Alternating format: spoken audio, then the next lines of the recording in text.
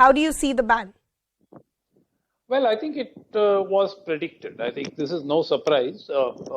At least for the last 3 to 4 years, there have been multiple calls for a ban on PFI. And I think they were given a long rope by this government because we did know that in states like Kerala and Karnataka, there have been demands for a ban. And, nothing happened, to the point where people was asking whether the government was, whether the ruling party at the center was using the PFI as a kind of a, punching bag on whom they could blame all the issues that arose in communally sensitive places. But I think that now that the government has acted, I believe that it is probably because of the evidence that was unearthed in the recently conducted raids.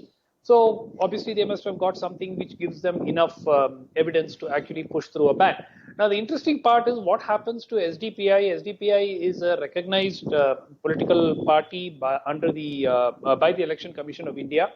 Now it is a frontal organization of the PFI. Now whether SDPI loses its registration with the Election Commission or recognition that the Election Commission is given, and also, what they could do is to morph into something else. As we saw, SIMI morphed into the PFI, and the PFI can then morph into something else, and so could the SDPI.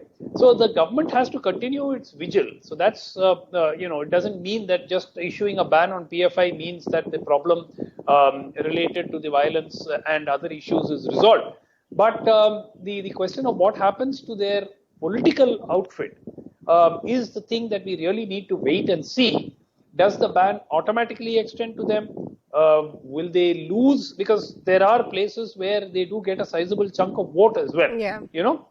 So I think that but that's a call. I think we'll have to still wait and see as far as the final print of what comes out from the Election Commission as well. But that's a valid concern that Sumanth is raising. So, Savio, do you agree with the concern that is being raised by Sumanth that yes, this ban was needed, it was long time coming, but what about the political outfit? What about the possibility that it could take another shape and form?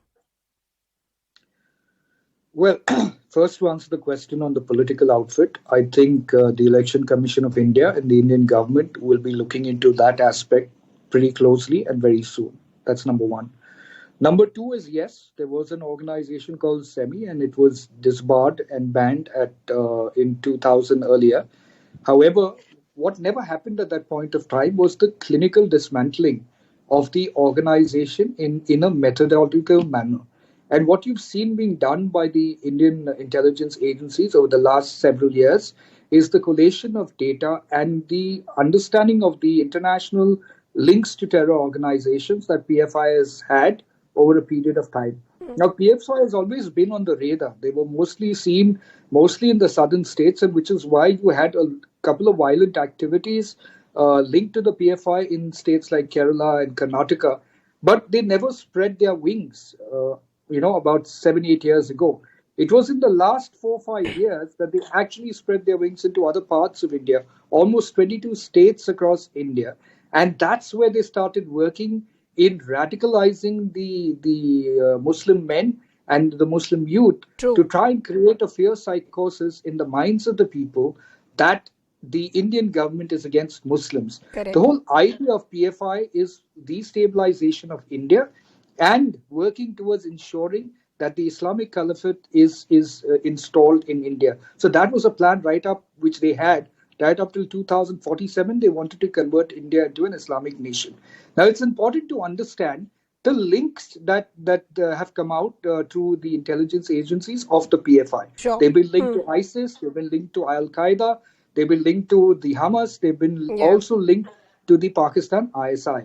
More importantly, it's the terror sympathizing NGOs that they were connected with. If you remember in 2020, you had very senior leaders of the PFI meet with IHH, which is a Turkish NGO that is known world over to have links with terror organizations like ISIS and Al-Qaeda.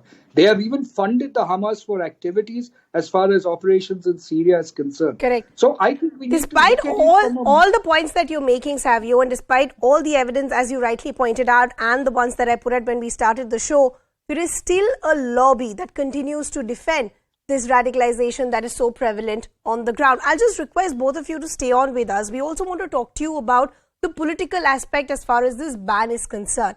In the backdrop of the ban, a political war of words is also now taking place.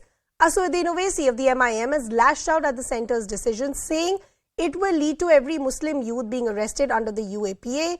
He's also stated that he's always opposed the PFI's extreme and radical approach. The BJP has hit out at the Congress, RJD and left governments for being sympathizers of the radical outfit.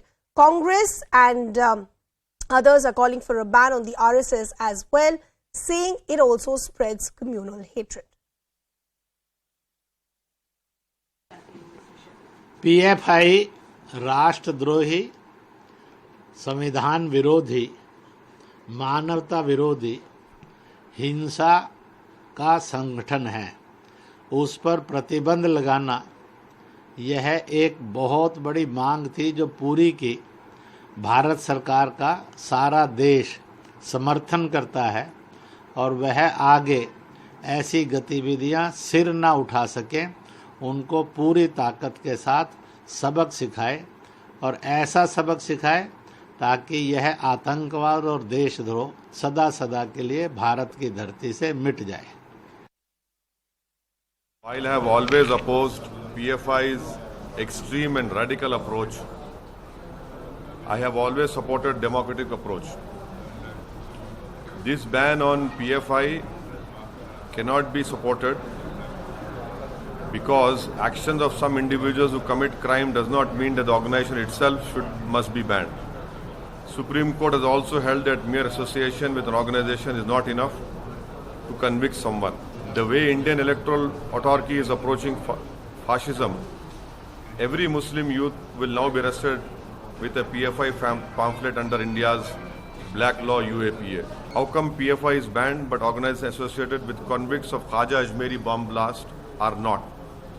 Why has government not banned right-wing majoritarian organizations? Let me continue the conversation with my guests. Savio and Sumanth C Raman continue to be with us. Sumanth, do you buy the argument that the likes of Owaisi and others are making that, okay, you've banned the PFI, but what about outfits like the RSS that continue to push the, Hindu narrative or the Hindu Rashtra narrative? So is it really fair because you're just targeting one particular community? Is that even a fair argument?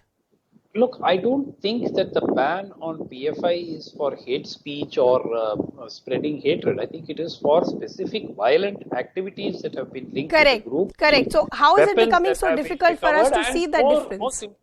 Most importantly, the overseas connections, with the terrorist organizations and so on around the world. So I don't see the equivalence of, bringing in immediately the Hindu right-wing groups. Yes, Hindu right-wing groups have been involved in, propagation of whether it is fake news or whether it is hate speech, and we have seen that over a period of time. But I think we need to keep in mind that the threat to the unity and integrity of India, I don't think that the right-wing groups on the Hindu side ever represented any kind of a threat. Yes, action has to be taken against the individuals in those groups who have been, propagating hate speeches and so on.